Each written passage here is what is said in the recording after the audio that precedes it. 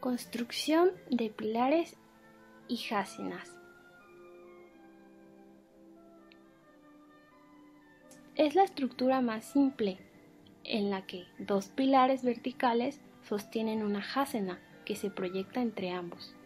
Comúnmente es un sistema de construcción de paredes en el que para el entramado se han utilizado los postes verticales, pilares y vigas horizontales para soportar las cargas de los forjados y la cubierta.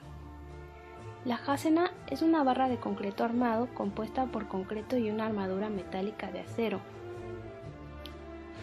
Esta recibe las cargas que se trasladan a los forjados como una carga uniformemente repartida. Estas cargas provocan esfuerzos de momento flector y momento de corte.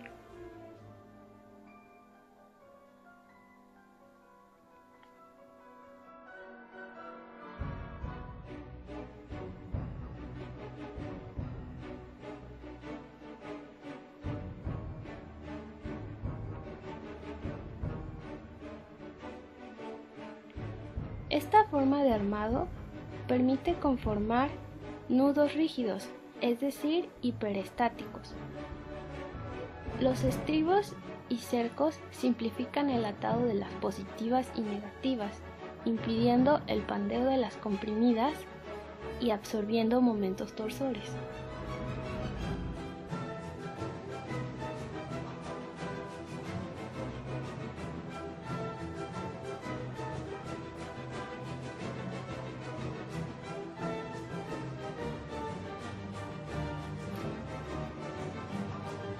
La cabria es una estructura triangular en la que una cara se apoya en la otra. Al quedar sometidas a una carga, si las patas no están fijas en su extremo inferior, la estructura requiere de un arrozamiento horizontal sometido a tensión para evitar que las patas cedan. Entre sus usos frecuentes lo utilizamos para levantar pesos. Tiene una polea suspendida en el centro y un torno donde se enrolla la cuerda con la que sube el peso a manipular. En ocasiones se le incorpora una balanza romana que se utiliza para pesar.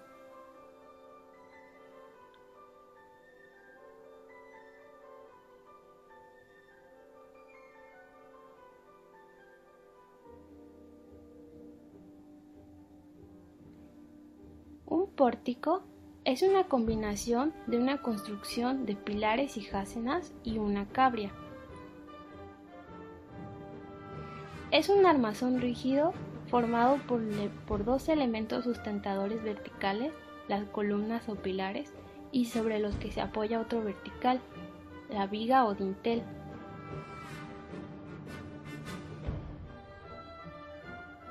En él actúan las cargas verticales provenientes del forjado o la cubierta que sostiene.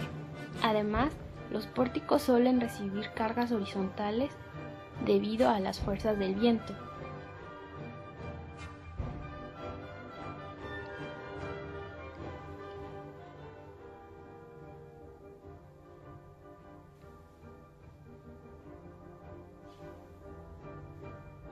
Funciona de manera similar a una armadura Vierendeel, pues está compuesto por un armazón rígido integrado por elementos con una sección transversal profunda que ayuda a rizar la estructura. Mientras la funcionalidad de las vigas es ofrecer resistencia a la flexión, la de los pilares es ofrecerla a la comprensión.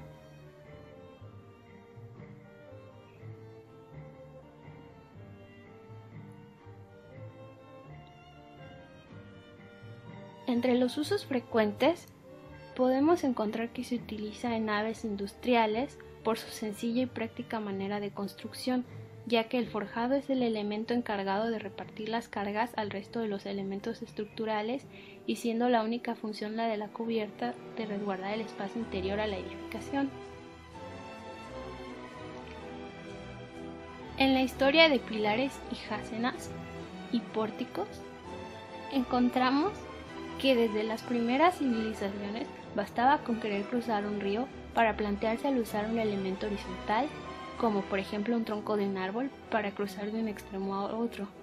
En ingeniería a ese tronco se le llama viga, y en los extremos del río actúan las cargas verticales, como en las columnas, soportando las cargas del tronco.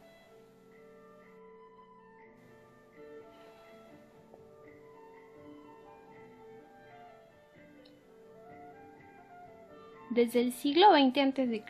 encontramos en el Stonehenge, formado por grandes bloques de piedras rectangulares de arsénica que funcionan como columnas o pilares, soportando dinteles también de piedra, quedando hoy en el mismo sitio, siendo así los primeros pórticos. Un arco puede ser redondo o de medio punto,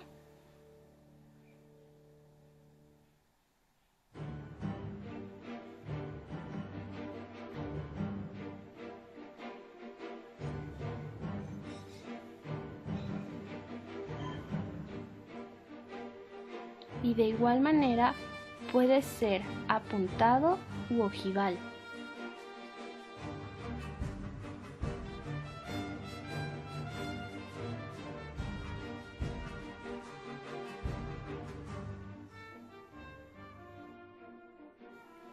El arco es un elemento comprensivo continuo que distribuye las cargas por toda su forma curvilínea.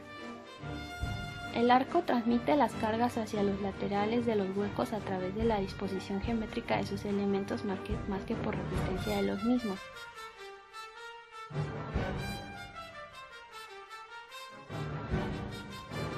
La estructura del arco hace que todos sus elementos trabajen sobre la comprensión. Estos esfuerzos son transmitidos a los soportes situados en sus extremos en forma de empujes laterales.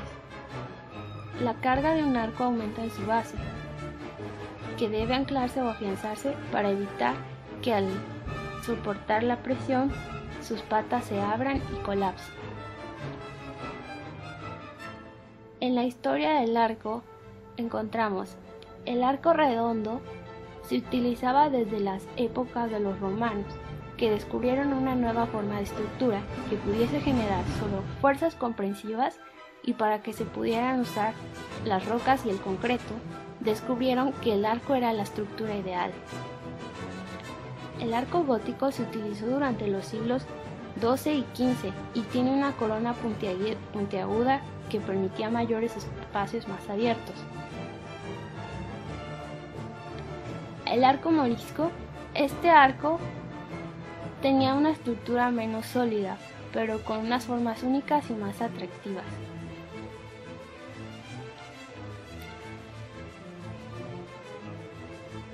La curva catenaria se deriva de la forma adoptada por una cadena o un cable, que al estar sujetados por ambos extremos pueden vencerse por su propio peso.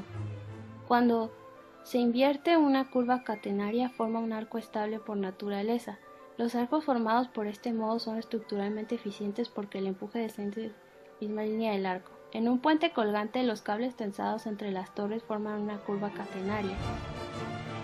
No obstante, una vez que los cables son sometidos a esfuerzo, la curva deviene parabólica.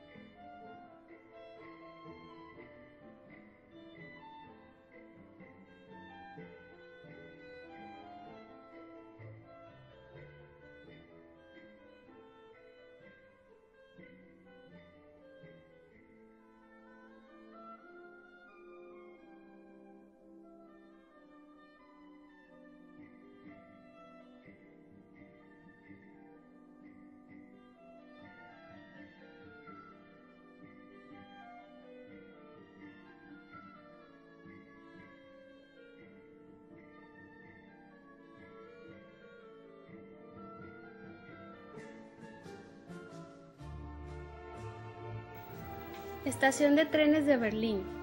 La megaestación de trenes de Berlín, Hauptbahnhof Berlin, obra del arquitecto Meinhard von Gerkan y Jürgen Hilmer del estudio Hamburgo Gerkan, Mark & Partners, tiene la capacidad para recibir diariamente más de 1.500 trenes y 2.500 viajeros.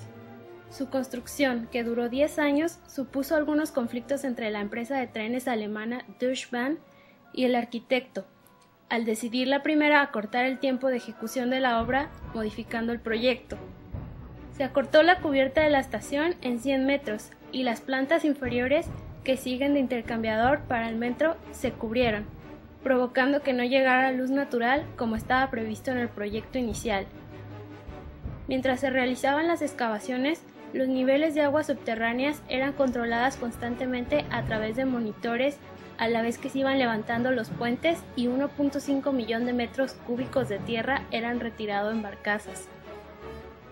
Otra de las hazañas de ingeniería que se llevaron a cabo en esta construcción fue la puesta en obra de un puente metálico que cruza la estación transversalmente.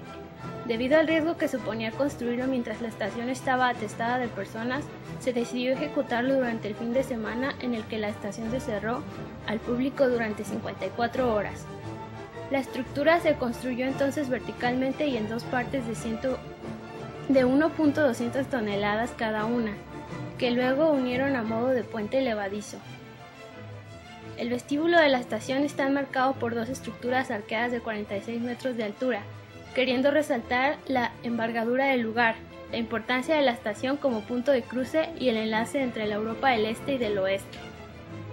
Entre dos pórticos se encuentra la nave central de la estación, que alberga los andenes de 430 metros de longitud, orientada de dirección este-oeste, cubierta por una gran bóveda acristalada y ligera que se extiende a lo largo de 321 metros. El edificio, con orientación norte-sur de 45 metros de ancho y 159 de largo, están situados entre los dos bloques del edificio y están cubiertos por una bóveda de cañón afiligrada y acristalada. La amplia y luminosa superficie fue concebida mediante la utilización de una estructura que utiliza retículas espaciales arrastradas mediante redes de cables. Dichas retículas permiten realizar superficies libres y de extraordinaria transparencia, ya que están directamente acristaladas, o sea que la estructura aportante y el soporte del acristalamiento son los mismos. Un total de 23 armaduras de acera para el techo soportan un arco de 16 metros de alto y de 59 a 68 metros de ancho.